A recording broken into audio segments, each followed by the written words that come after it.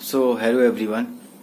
अभी कुछ दिन पहले, लगभग 7 दिन पहले 13 जुलाई को इंडियन एक्सप्रेस में जेएसआई दीपक का एक आर्टिकल छपा था, माइंड द सिविलाइजेशन गैप नाम के टॉपिक से।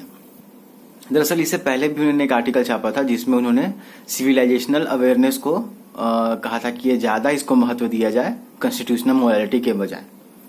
तो उस पर राजश्री चंद्रा मैम ने एक आर्टिकल छापा और उनको जवाब दिया। अब उसके जवाब में ये आर्टिकल छापा जेएसआई दीपक ने, माइंड द सिविलाइजेशन गैप। तो इसमें कई चीजें मुझे फ्लॉ लगी और मैंने सोचा कि इसका जवाब देना भी जरूरी है।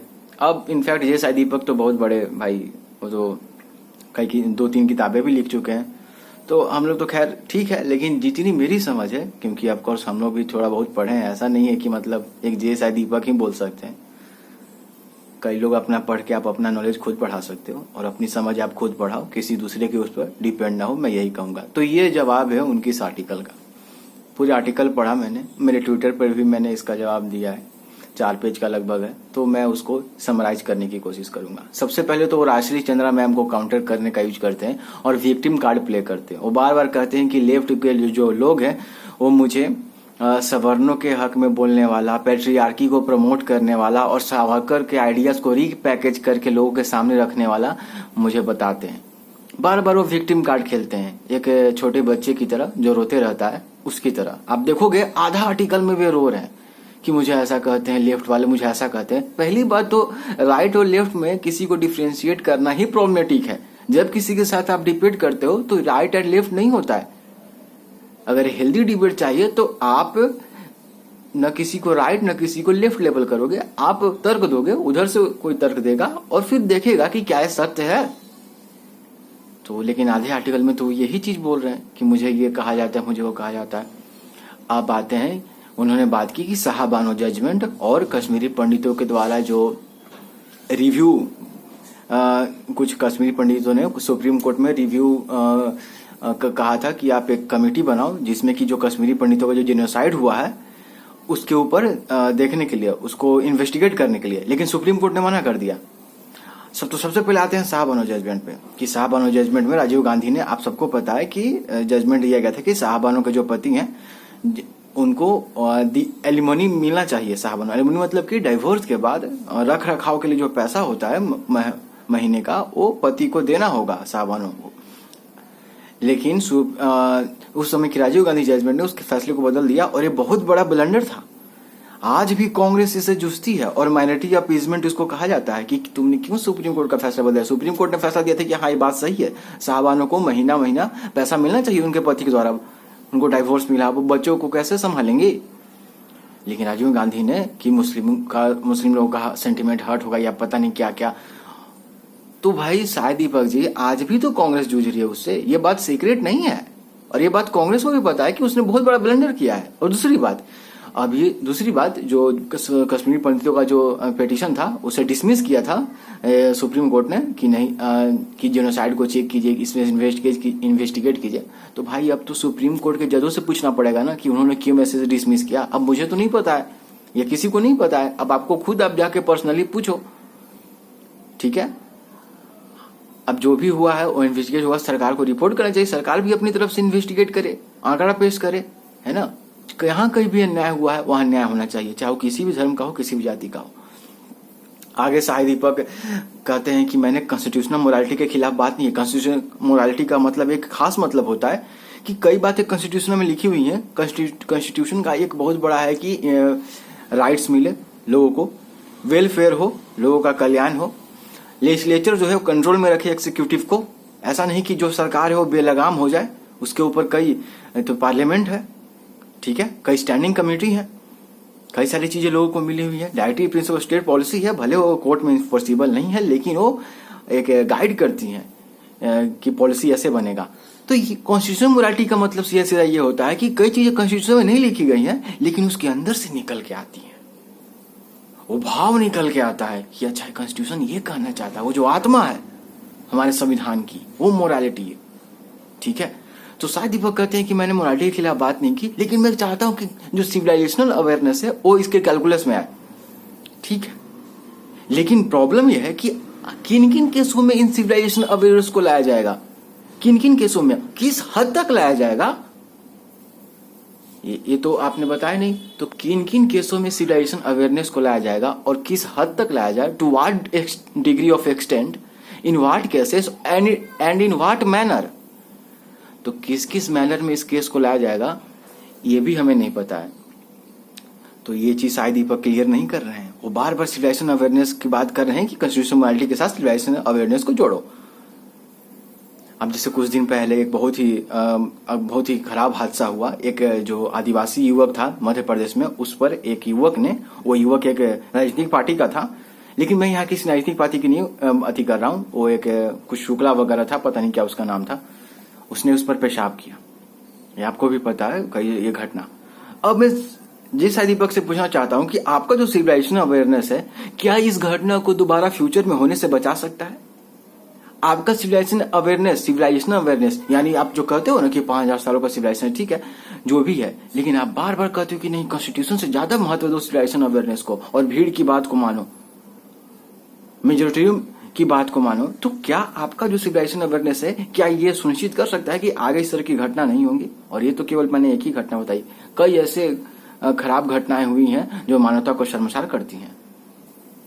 राजस्थान में एक दलित लड़का था, उसने बस उस टीचर का वो जो पीने वाला पानी का जो बर्तन होता है उसको छू दिया, उसके लिए उसने इतना मार मारा उस टीचर ने उस बच्चे को कि उसकी मृत्यु हो गई। ये कई दिन पहले की घटना है, आप पेपर में भी पढ़े होंगे अगर आप पढ़ते हो तो।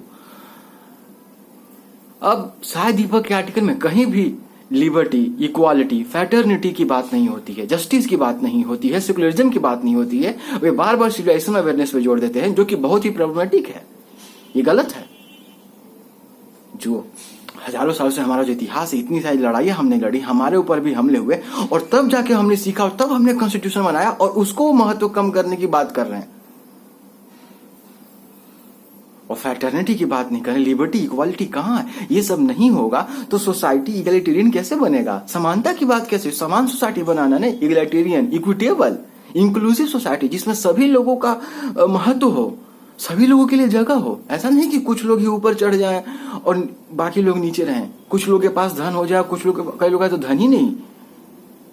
चाहे इनकम इक्वालिटी की बात हो, कास्ट डिस्क्रिमिनेशन की बात हो, जेंडर इनइक्वालिटी की बात हो, तो ये सब बहुत प्रॉब्लमेटिक है। आपके आर्टिकल में तो ये कहीं नहीं ये सब वर्ड्स आते हैं, बार बार के सिविलाइजेशन अवेयरनेस पे जोड़ देते हैं। आगे अगर बात करें, वीडियो लंबा होता जा रहा है। उन्होंने कई बार बात किया कि इस आर्टिकल में तो नहीं लिखा हुआ है, लेकिन कई बार बात किया कि अम्बेडकर को पढ़ो। अम्बेडकर, पता है अम्बेडकर इंडिविजुअल राइट्स पर जोड़ देते हैं। आपको पता है संविधान में कर्तव्य से पहले अधिकार जोड़े गए हैं।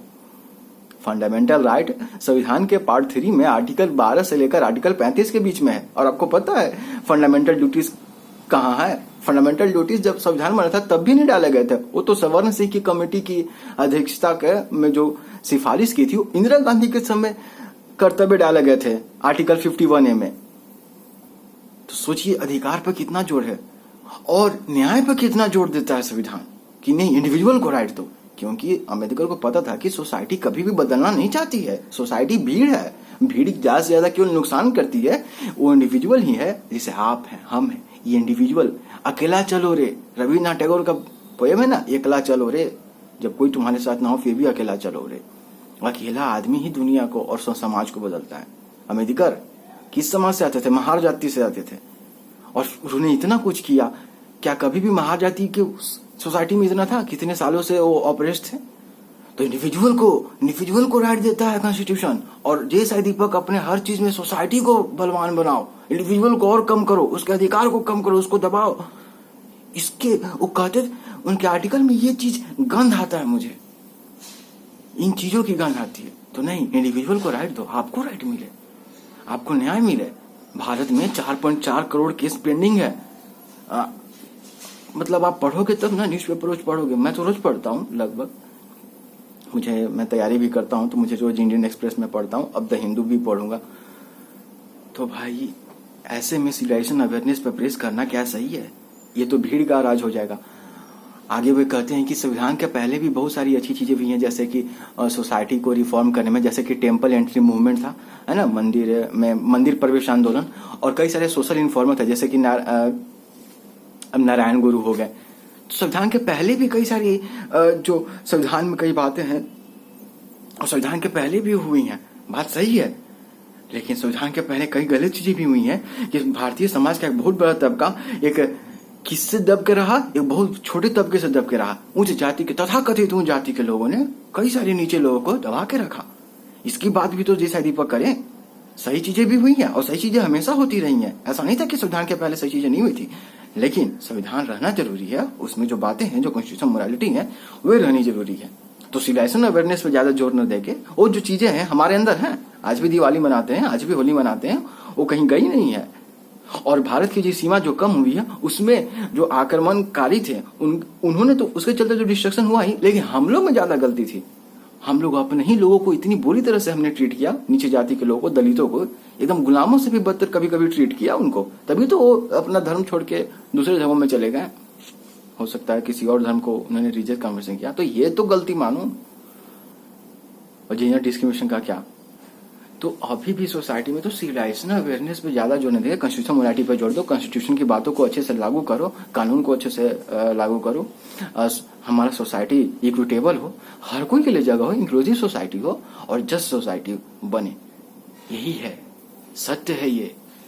आप इसको भी समझिए और लोगों तक शेयर कीजिए। तो ये उनके आर्टिकल का मैंने सोचा कि उनके आर्टिकल में कुछ खास चीज नहीं था। मैं सच कह रहा हूँ, मैंने जितनी चीजें पढ़ी हैं उसमें मुझे कुछ भी नहीं लगा। चाहे साहबानो जजमेंट हो गया या कश्मीरी पंडित का केस हो गया, तो कश्मीरी के पंडित का केस हो तो वो तो एससी से पूछना पड़ेगा, सुप्रीम कोर्ट के जज से पर्सनली पूछना पड़ेगा कि आपने क्यों डिसमिस किया पिटीशन को, जो इन्वेस्टिगेट करना था जेनोसाइड ऑफ कश्मीरी पंडित को। तो वो तो मैं भी नहीं जानता हूँ कि उन्होंने उसको डिसमिस किया उस पिटीशन को। लेकिन राजश्री चंद्रा मैम का आर्टिकल है, मैंने ट्विटर के टाइमलाइन पे, और ट्विटर का लिंक हो सकता है तो मैं दूंगा, लेकिन अभी तो कम सब्सक्राइबर है तो उस तरह से लिंक वेरीफाई पहले करवाना पढ़ता है, उसके बिना लिंक डिस्क्रिप्शन नहीं डाल सकते, तो उसका इशू आ रहा है। लेकिन राजश्री चंद्रा मैम ने बहुत अच्छा आर्टिकल लिखा था, तो आप उसको भी पढ़ना। इंडियन एक्सप्रेस में सर्च कर सकते हो गूगल पे राजश्री चंद्रा मैम का। वो एक पॉलिटिकल राजनीतिक विज्ञान के प्रोफेसर हैं दिल्ली यूनिवर्सिटी के कॉलेज में। दिल्ली यूनिवर्सिटी में कई कॉलेज आती है ना, तो उनमें से उस कॉलेज का मुझे नाम नहीं याद आ रहा है, लेकिन ठीक है। तो ये था मेरा जवाब जय साई दीपक को। हम लड़ नहीं रहे हैं, मैं फिर से कह रहा हूँ, हम तर्क कर रहे हैं। मैं जो देख रहा हूँ, मैंने जो पढ़ा है, उसको लेकर हम तर्क कर रहे हैं, ठीक है। तो ये चीज है, आप भी अपने सुझाव कमेंट्स में कर सकते हो। Thank you. So like share subscribe करो और भी कंटेंट देखो इस पर चैनल पे, तब आपकी समझ और शायद बढ़ेगी, क्योंकि हमने भी कई चीजें पढ़ी हैं, सुनी है, और अच्छे टीचर से सुनी है और पढ़ी है, और कोशिश कर रहे हैं कि मैं रोज और पढ़ूं, मैं और समझूं और सीखूं। So thank you for watching, have a great day.